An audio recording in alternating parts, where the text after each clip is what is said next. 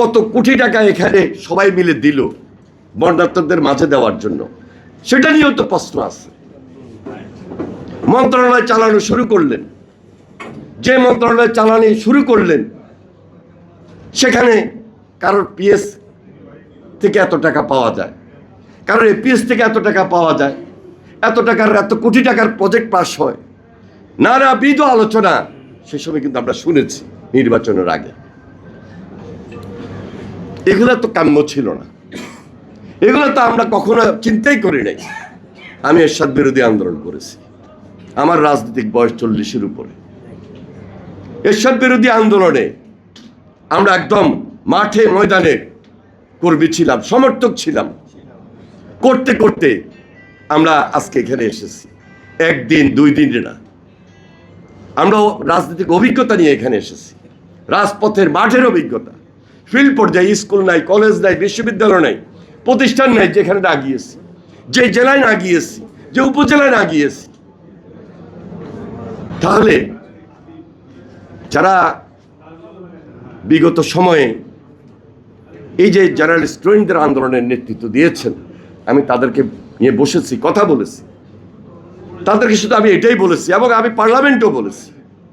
আমি খুব একটা ইদানিংকালে টক শোতে যাই না, আমি টেলিভিশনেও 5 তারিখের পর 2-4 বার যখন গিয়েছি এই কথাটা বললাম যে আমি যদি আমার সময়ে যে ছাত্র রাজনীতি করেছি, যদি সেটা যদি আজকের প্রেক্ষাপটটা হইতো, তাহলে আমার ভূমিকা কি থাকতো?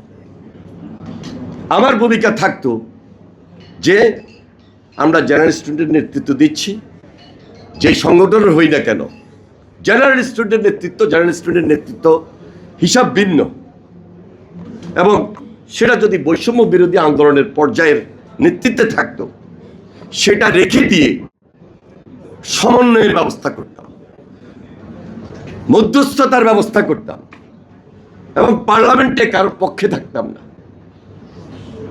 কারোর পক্ষে বিপক্ষে থাকতাম না। এবং আমরা পার্লামেন্টে সকল রাজনৈতিক দলের কাছে গিয়ে বলতাম যে আমরা আমাদের কয়েকটা আসনে নির্বাচন করব, সেই আসনে নির্বাচন করে আমরা পার্লামেন্টে যাব, সেখানে আপনারা আমাদেরকে অনার করবেন, আমাদের বিরুদ্ধে কোনো প্রার্থী দেবেন না, এবং আমরা পার্লামেন্টে যারা সরকারি দল তাদের ভালো মন্দ আলোচনা করতাম, ভালো কাজকে আমরা বাহবা দিতাম, আর যেটা খারাপ করতো সেটার বিরোধিতা করতাম বা সেটা সমন্বয় করার জন্য আপনাদেরকে বারবার বলতাম। ঠিক একইভাবে বিরোধী দলের তো ভালো মন্দ আছে, সেটা নিয়েও আমরা মধ্যস্থতা করতাম। কিন্তু তা তো না করে ওনারা সরাসরি একটা রাজনৈতিক দলের পক্ষে গিয়েছেন। বুঝলাম বিগত আন্দোলন সংগ্রামে আমরা হাসিনার বিরুদ্ধে সবাই তো ঐক্যবদ্ধ ছিলাম, হ্যাঁ ছিলাম, কিন্তু এটাও দেখতে হবে আজকে যারা এই যে দ্বিধা বিভক্তি প্রশ্নে খুব বেশি সোচ্চার, তাদের অতীত ভূমিকা তো আসলে খুব প্রশংসনীয় না। স্বাধীনতার সময়ের কথা বাদে দিলাম, 86 সাল, 96 সাল, 91 সালের পরবর্তী ধারাবাহিকতা, এগুলো তো আমরা ভুলে যাই নাই। আমরা বিএনপি তো সহযোগিতা পাই নাই, এবং 86 সালের নির্বাচনে কি পরিস্থিতি হয়েছিল, কিভাবে আওয়ামী লীগকে সেখানে খুব বেশি সহযোগিতা করা হয়েছিল। 96 সালে একইভাবে আওয়ামী লীগকে সহযোগিতা করা হয়েছিল, 172 দিন 73 দিন হরতাল পর্যন্ত হয়েছে, অবরোধ হয়েছে। এই ইতিহাসে দেশের মানুষ তো ভুলে যায়নি। কিন্তু বাস্তবতা হলো ওনারা মনে করছেন যে এবারের নির্বাচনে তাদের একটা ক্ষমতা আসার সুযোগ ছিল, তৈরি হয়েছিল। তারা বাহ্যিকভাবে অনেকের থেকে এমনভাবে অভয় পেয়েছিল, সহযোগিতা পেয়েছিল, এবং 5 তারিখের পর এমন এমন সহযোগিতা পেয়েছিল, ক্ষমতা আসার মতো একটা সম্ভাবনা তাদের থেকে তৈরি হয়েছিল। কিন্তু বাস্তবিক পক্ষে দিল্লি বহুদূর। আমাদের দেশে বলে না, মোল্লার দৌড় মসজিদ পর্যন্ত।